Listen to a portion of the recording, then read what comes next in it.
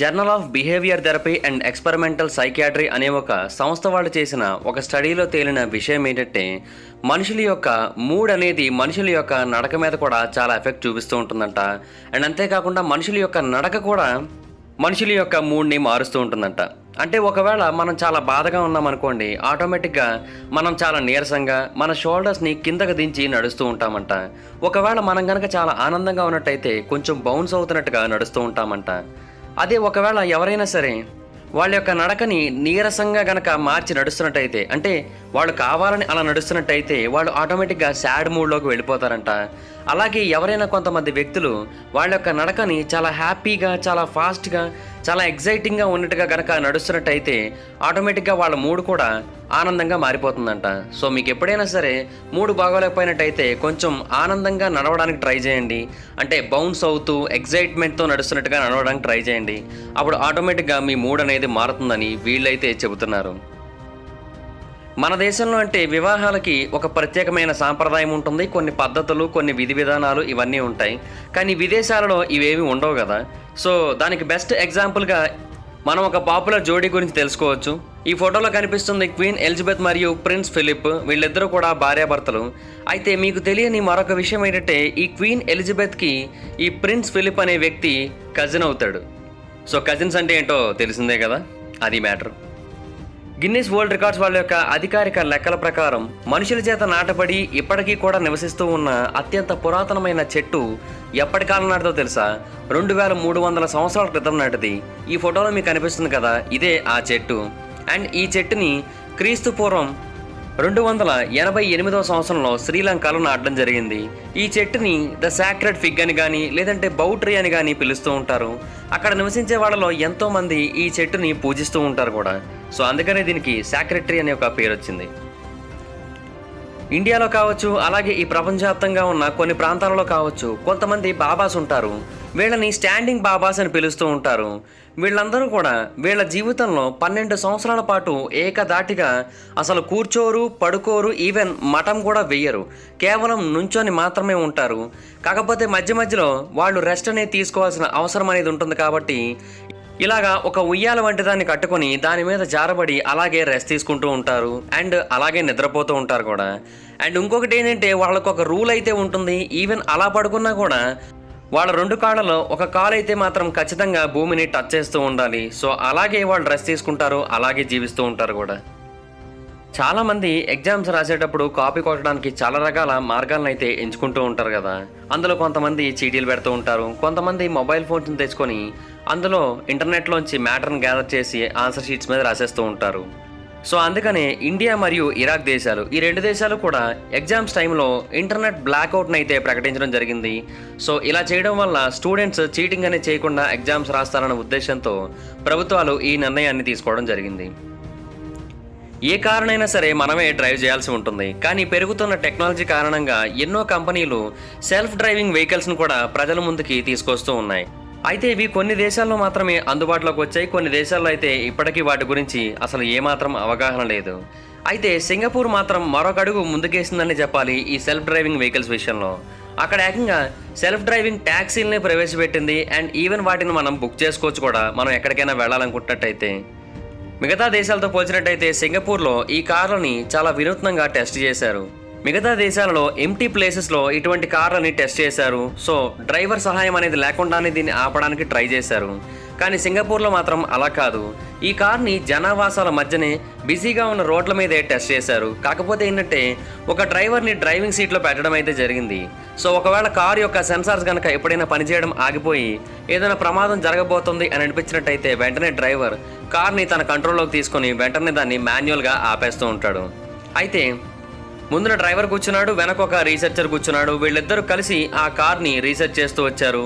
And ఆ car గనక ఏ చిన్న పొరపాటు జరిగినా కూడా ఏదో ఒక దాన్ని గుద్దేసి వాళ్ళ యొక్క ప్రాణాలకి ప్రమాదాన్ని కలిగించే అవకాశం కూడా ఉంది. బట్ అయినప్పటికీ వాళ్ళు రిస్క్ చేసి అందులోకి ఎంటర్ అయ్యారు.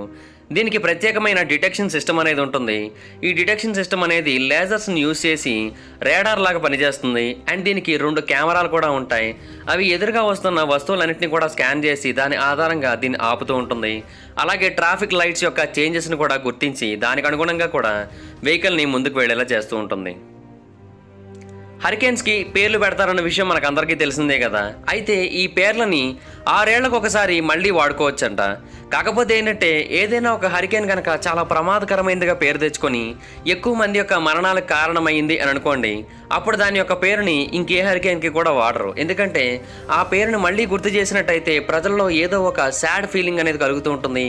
అండ్ అంతేకాకుండా చాలామంది మళ్ళీ అదే పేరు పెట్టడాన్ని అపశకనంగా కూడా ఫీల్ అవుతారంట. సో అందుకోసం అని చెప్పి ప్రమాదకరమైన హరికేన్స్ యొక్క పేర్లను మాత్రం మళ్ళీ వాడరు. నార్మల్ హరికేన్స్ యొక్క పేర్లను అయితే మళ్ళీ వాడతారు. ఫిలిప్పీన్స్కి చెందిన ఒక ఫిషర్మ్యాన్కి 75 పౌండ్ల ఒక న్యాచురల్ పెరల్ దొరికింది. 75 పౌండ్లు అంటే సుమారుగా 34 కేజీలు. అంత భారీ పెరల్ అతనికి దొరికిన తర్వాత అతను దాన్ని ఎక్కడ పెట్టాలో తెలియక, ఎవరికి అమ్మాలో తెలియక 10 సంవత్సరాల పాటు తన మంచం కిందే దాచుకున్నాడు. అయితే ఈ 10 సంవత్సరాలలో అతను నమ్మింది ఏంటంటే అంత భారీ పెరలు కనుక తన దగ్గర ఉన్నట్టయితే, అది కూడా తన ఇంట్లో మంచం కింద ఉన్నట్టయితే తనకి అదృష్టం అనేది కలిసి వస్తుందని అతను ఎంతో గట్టిగా నమ్మాడంట. సో దాని కారణంగానే ఒకసారి అవకాశం వచ్చినప్పటికీ కూడా దాన్ని ఎవరికి అమ్మలేదంట. అయితే ఈ పెరల్ ఎంత విలువను కలిగి ఉందో తెలుసా? 1,70,000 క్యారెట్ల విలువను కలిగి ఉంది. సో మామూలు పెరల్ కాదు అది. నాకెందుకో దాన్ని చూస్తుంటే హల్క్ పొట్ట భాగం దగ్గర నుంచి ఊడిపడిన ఒక చిన్న మొక్కలా అనిపిస్తుంది. కాకపోతే కొంచెం కలర్ పోయి వైట్ అయినట్టుంది. బాగాలేదు కదా పోలికే. సర్లేండి, నెక్స్ట్ దానికి పోదాం.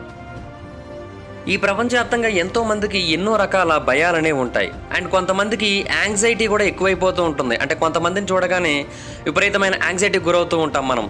సో అలాగే ఈ ప్రపంచవ్యాప్తంగా కొంతమంది మనుషులకి ఒక ప్రత్యేకమైన సోషల్ యాంగ్జైటీ ఉంది. దాని పేరు పార్థనోఫోబియా. ఈ పార్థనోఫోబియా అనేది ఎప్పుడు ఏర్పడుతుందో తెలుసా? యుక్త వయసులో ఉన్న అమ్మాయిలను చూసినప్పుడంట, మరీ ముఖ్యంగా వర్జిన్ గర్ల్స్ని చూసినప్పుడంట. అదేం వింత ఫోబియానో ఏంటో. వ్యాంపైర్ బ్యాట్స్ గురించి మనకందరికీ తెలిసిందే. గబ్బిలాలలోకెల్లా అత్యంత ప్రమాదకరమైన గబ్బిలాలు ఇవే. అయితే ఈ వ్యాంపైర్ బ్యాట్స్ యొక్క సలైవాలో ఒక ప్రత్యేకమైన ప్రోటీన్ ఉంటుంది. అంటే దాని యొక్క లాలాజలంలో ఒక ప్రత్యేకమైన ప్రోటీన్ అనేది ఉంటుంది. ఆ ప్రోటీన్ అనేది యాంటీ కోయాగులెంట్గా పనిచేస్తూ ఇది ఏదైనా ఒక జంతువుని చంపి తింటున్నప్పుడు ఆ జంతువు బాడీలో బ్లడ్ అనేది కంటిన్యూస్గా ఫ్లో అయ్యేలా చేస్తూ ఉంటుందంట. అంటే ఈవెన్ అది చనిపోయినప్పటికీ కూడా దీని నోటిలో ఉన్న ఆ ప్రోటీన్ అనేది ఆ జీవి శరీరంలోకి వెళ్ళి బ్లడ్ అనేది ఫ్లో అవుతూ ఉంటుందంట. సో రీసెర్చర్లు దీనికి సంబంధించి చాలా స్టడీస్ అనేవి చేశారు. ఎలాగా దీని బాడీలో ఉన్న ప్రోటీన్ అనేది విక్టిమ్ బ్లడ్ని క్లాట్ కాకుండా చేస్తుందని తెలుసుకోవడానికి. బట్ ఇప్పటికీ కూడా దానికి సంబంధించి సరైన జవాబు అయితే దొరకలేదు. కానీ గబ్బిలాలకి ఈ అద్భుతమైన శక్తి అయితే ఉందన్న విషయం తెలుసుకున్నారు, ముఖ్యంగా వ్యాంపైర్ బ్యాట్స్కి. మనకి భూమి మీద ఎర్త్క్వేక్స్ అనేవి చాలా కామన్గా కనిపిస్తూ ఉంటాయి. జపాన్లో అయితే మరీ ఎక్కువ కనిపిస్తూ ఉంటాయి. అయితే చంద్రుడి మీద కూడా భూమి మీద ఉన్నట్టుగానే క్వేక్స్ అనేవి వస్తూ ఉంటాయి. వాటిని మూన్ క్వేక్స్ అని పిలుస్తూ ఉంటారు. కాకపోతే వీటితో ఉన్న బెనిఫిట్ ఏంటంటే భూమి మీద చాలా ప్రమాదకరంగా వస్తూ ఉంటాయి, కానీ చంద్రుడి మీద అలా కాదు, చాలా వీక్గా వస్తూ ఉంటాయి. అండ్ చాలా రేర్గా మాత్రమే వస్తూ ఉంటాయి ఈ మూన్ క్వేక్స్ అనేవి. అండ్ ఇన్ఫ్యాక్ట్ ఈ మూన్ క్వేక్స్లో 4 రకాలు కూడా ఉన్నాయంట. Deep moonquakes, shallow moonquakes, thermal moonquakes, meteoroid moonquakes. మనలో చాలామంది చిన్న చిన్న వాటికి చాలా డిసప్పాయింట్ అవుతూ ఉంటారు, ఆత్మస్థైర్యాన్ని కోల్పోతూ ఉంటారు. ఎగ్జామ్స్లో ఏదో ఫెయిల్ అయ్యామని చెప్పి ఆత్మహత్యలు చేసుకోవడం లాంటివి కూడా చేస్తూ ఉంటారు. కానీ ఇప్పుడు నేను చెప్పబోయే వ్యక్తి గురించి కనుక మీరు విన్నట్టయితే చాలా ఆశ్చర్యపోతారు. ఇతని పేరు జార్జ్ ఐసర్. ఇతను ఒక జిమ్నాస్ట్. అయితే 1904 సమ్మర్ ఒలింపిక్స్లో ఇతను సుమారుగా 3 gold medals, 2 silver medals, 1 bronze మెడల్ని కూడా గెలుచుకున్నాడు. అందులో వింత ఏముంది, అందరూ గెలుస్తూ ఉంటారు కదా ఇలాంటి వాటిని అని మీరు అడగచ్చు. కానీ ఇతను వాటన్నిటినీ గెలుచుకుంది ఒక వుడెన్ ప్రాస్థెటిక్ లెగ్తో. అతనికి ఒక యాక్సిడెంట్ అయినప్పుడు అతను కారుని తీసేసినప్పుడు ఈ వుడెన్ ప్రాస్థెటిక్ లెగ్ని పెట్టారు. సో ఒక చెక్క కాలుతో అతను 6 మెడల్స్ గెలుచుకున్నాడు. అందులో 3 స్వర్ణ పతకాలు కూడా ఉన్నాయి. సో ఇతను చూసి మనం చాలా నేర్చుకోవాలి. మన దేశంలో కారుకి ఇన్సూరెన్స్ ఉంటుంది, బైక్ ఇన్సూరెన్స్ ఉంటుంది, మనిషికి ఇన్సూరెన్స్ ఉంటుంది, ఇంకా చాలా వాటికి ఇన్సూరెన్స్లు అయితే ఉంటాయి. కానీ యునైటెడ్ కింగ్డమ్లో మరియు ఐర్లాండ్లో ఒక ప్రత్యేకమైన ఇన్సూరెన్స్ ఉంది. ఈ ఇన్సూరెన్స్ని ఎప్పుడు తీసుకుంటారో తెలుసా? ఎవరైనా సరే వాళ్ళని ఆన్లైన్లో తిట్టినట్టయితే వాళ్ళ మీద కేసు పెట్టినప్పుడు ఆ కేసుకు సంబంధించిన మొత్తం అన్ని ఛార్జెస్ని కూడా ఈ కంపెనీ వాళ్ళే భరిస్తూ ఉంటారు. ఫర్ ఎగ్జాంపుల్ నేను యూకేలోని మరియు ఐర్లాండ్లోని ఒక యూట్యూబర్ని అనుకుందాం. నన్ను నా కామెంట్ సెక్షన్లో ఎవరైనా తిట్టారనుకుందాం. అప్పుడు నేను వాళ్ళ మీద కంప్లైంట్ పెట్టచ్చు సైబర్ బుల్లింగ్ కింద. సో అప్పుడు నేను ఒక లాయర్ని పెట్టుకోవడానికి నాకు కొంత ఖర్చు అవుతూ ఉంటుంది, అలాగే కోర్టు ఫీజు కూడా కొంత ఉంటుంది, అలాగే పోలీసులకు కూడా కొంత అమౌంట్ని అయితే నేను పే చేయాల్సి ఉంటుంది. సో వీటన్నిటిని నేను పే చేస్తూ ఉంటాను కదా. ఇవి నేనైతే ₹1 కూడా పే చేయక్కర్లేదు, సేమ్ ఆ కంపెనీ వాళ్ళే చూసుకుంటారు. అలాగే ₹1 కాదు, ₹2 కాదు, సుమారుగా $74,600 ఈ ఇన్సూరెన్స్లో భాగంగా మనం క్లెయిమ్ చేసుకోవచ్చు అంట వాళ్ళ దగ్గర నుంచి. అంటే మ్యాక్సిమం అంతవరకే ఇస్తారు. $74,600 అంటే మన కరెన్సీలో సుమారుగా 55 లక్షల రూపాయలు అన్నమాట. So great. మీరు ఒకవేళ చైనాలోని షాంఘైలో గనక నివసిస్తూ ఉన్నట్టయితే మీరు చాలా కష్టపడి మీ క్రెడిట్ స్కోర్ని బాగా పెంచుకున్నారు. ఈ క్రెడిట్ స్కోర్ అనేది బ్యాంకుల యొక్క లోన్లకి మనకు ఎంతగానో ఉపయోగపడుతూ ఉంటుంది. అయితే మీరు అంత కష్టపడి క్రెడిట్ స్కోర్ని పెంచుకున్నప్పటికీ కూడా మీరు ఒకవేళ మీ పేరెంట్స్కి వాళ్ళ యొక్క బర్త్డేస్ రోజు కానీ, లేదంటే వాళ్ళ యొక్క డేస్ రోజు అంటే ఫాదర్స్ డే రోజు కానీ, లేదంటే మదర్స్ డే రోజు కానీ వాళ్ళకి విష్ చేయకపోయినా, లేదా బాగా వయసు అయిపోయిన పేరెంట్స్ని సరిగ్గా పట్టించుకోకపోయినా కూడా మీ యొక్క క్రెడిట్ స్కోర్ అనేది తగ్గిపోతూ ఉంటుంది. సో అప్పుడు మీకు లోన్లు అనేవి రావు. సో అందుకని మిగతా ప్రాంతాలతో పోల్చినట్టయితే షాంఘైలో తమ పేరెంట్స్ని పట్టించుకునే పిల్లల యొక్క సంఖ్య చాలా ఎక్కువగా ఉంటుందంట. జస్ట్ ఫోన్ కాల్సే కదా. మనలో చాలామంది రాత్రి తాగింది పొద్దునకి సరిగ్గా దిగక చాలా ఇబ్బంది పడుతూ ఉంటారు. అండ్ వాళ్ళు వెంటనే ఆఫీస్ కూడా వెళ్లాల్సి వస్తూ ఉంటుంది. అండ్ ఆ హ్యాంగ్ ఓవర్ ఏమో అసలు పోదు, ఎన్ని గ్లాసుల మజ్జిగ తాగినా పోదు. అలాంటి వాళ్ళ కోసమే ఆస్ట్రేలియాలోని సిడ్నీలో ఒక హ్యాంగ్ ఓవర్ క్లినిక్ని ఏర్పాటు చేయడం జరిగింది. మీకు గంట ట్రీట్మెంట్ కావాలంటే $200 పే చేయాల్సి ఉంటుంది. $200 అంటే సుమారుగా ఒక $1,500 అయితే మీరు పే చేయాల్సి ఉంటుంది. ఆ అమౌంట్ని మీరు పే చేసినట్టయితే మీకు హైడ్రేషన్ డ్రిప్ అనే ఒక ట్రీట్మెంట్ని ఇస్తారు. అండ్ అంతేకాకుండా ఆక్సిజన్ థెరపీని ఇస్తారు. అలాగే మీ బాడీలోకి కొన్ని విటమిన్స్ని కూడా పంపిస్తారు. సో మీకు అప్పుడు హ్యాంగ్ ఓవర్ ట్రీట్మెంట్ అనేది లభించి మీ బాడీలో ఉన్న ఆల్కహాల్ అంతా కూడా బయటకు వెళ్ళిపోయి మీకు హ్యాంగ్ ఓవర్ అనేది పోతుంది. $1,000 పెట్టి తాగడం ఎందుకు, $1,500 పెట్టి తీయించుకోవడం ఎందుకు? ఏమిరా బాలిరాజు, ఏమిరా మీ వల్ల ఆస్ట్రేలియాకు ఉపయోగం? యూరోపియన్ యూనియన్లో చాలా దేశాలు ఉన్న సంగతి మనకందరికీ తెలిసిందే. కానీ మీకు ఒక విషయం తెలుసా? యూరోపియన్ యూనియన్ మొత్తంతో పోల్చినట్టయితే కెనడాయే పెద్దదంట సైజు పరంగా. ఇన్ఫ్యాక్ట్ ఇటలీ కంటే కెనడా 33 రెట్లు పెద్దది, ఫ్రాన్స్ కంటే 15 రెట్లు పెద్దది. సో కెనడా అనేది చాలా పెద్ద దేశం. సో ఇందాక నేను చెప్పినట్టుగా మనుషులందరికీ చాలా రకాల భయాలు అనేవి ఉంటాయి. కొంతమందికి చీజ్ని చూస్తే చాలా భయం అనేది కలుగుతూ ఉంటుంది. సో ఒకవేళ మీకు కూడా చీజ్ని చూస్తే భయం వేసినట్టయితే మీకు ట్యూరోఫోబియా ఉన్నట్టే. గూగుల్ వాళ్ళు స్ట్రీట్ వ్యూ అనేది కలెక్ట్ చేయడం కోసం ఏం చేస్తూ ఉంటారంటే వాళ్ళ యొక్క కారుని మొత్తం అన్ని వీధుల్లోని తిప్పుతూ ఉంటారు. ఆ కారుకి కొన్ని కెమెరాస్ ఉంటాయి, కొన్ని సెన్సార్స్ ఉంటాయి. వాటి ఆధారంగా స్ట్రీట్ వ్యూ అనేది రికార్డ్ అవుతూ ఉంటుంది. అయితే ఎడారుల్లో కారుని తిప్పలేరు కదా. సో దానికి వాళ్ళు ఏం చేస్తారంటే కొన్ని ఒంటెల్ని రెంట్కి తీసుకుంటారు. ఆ ఒంటెల మీద ట్రెక్కర్ కెమెరాని ఏర్పాటు చేస్తారు. సో అలాగే వాటి ద్వారా ఈ ఎడారుల యొక్క స్ట్రీట్ వ్యూని క్యాచ్ చేస్తారు. యాక్చువల్గా మనలో చాలామందికి క్యాప్చా అనేది చాలా చోట్ల కనిపించే ఉంటుంది. మనం ఏదైనా ఒకటి లాగిన్ అవుతున్నప్పుడు ఈ క్యాప్చా అనేది మనకు కనిపిస్తూ ఉంటుంది. అయితే ఈ క్యాప్చా యొక్క ఫుల్ ఫామ్ ఏంటో తెలుసా? Completely automated public Turing test to tell computers and humans apart. క్యాప్చాని మొత్తం అన్ని దేశాలు ఇలా అంటాయి. నేనైతే ఏమంటాను తెలుసా? చిరాకబ్బా. సో గాయస్, ఇవి ఈరోజు ఫ్యాక్ట్స్. ఈ వీడియో మీకు నచ్చిందని అనుకుంటున్నాను. నచ్చినట్టయితే ఖచ్చితంగా లైక్ చేయండి, ఈ వీడియోని షేర్ చేయండి, మా ఛానల్ని సబ్స్క్రైబ్ చేసుకోండి, పక్కనే ఉన్న బెల్ ఐకాన్ క్లిక్ చేయండి. ఈ వీడియోని షేర్ చేయడం మాత్రం మర్చిపోతుంది, ఎందుకంటే షేర్ చేస్తేనే వీడియో గురించి మా ఛానల్ గురించి అందరికీ తెలుస్తుంది. ఒకవేళ మీరు నన్ను డైరెక్ట్గా ఫాలో అవ్వాలనుకుంటున్నట్టయితే నా ఇన్స్టాగ్రామ్ ఐడి యొక్క లింక్ కింద డిస్క్రిప్షన్లో ఉంటుంది. దాని మీద క్లిక్ చేసి మీరు నన్ను ఫాలో అవ్వచ్చు. Thank you guys, bye bye. Friends, మీరు స్టాక్ మార్కెట్లో ఇన్వెస్ట్ చేయాలనుకుంటున్నారా? ట్రేడింగ్ చేస్తూ మనీ సంపాదించాలనుకుంటున్నారా? అయితే మీకు ఖచ్చితంగా డీమాట్ అకౌంట్ అనేది అవసరం.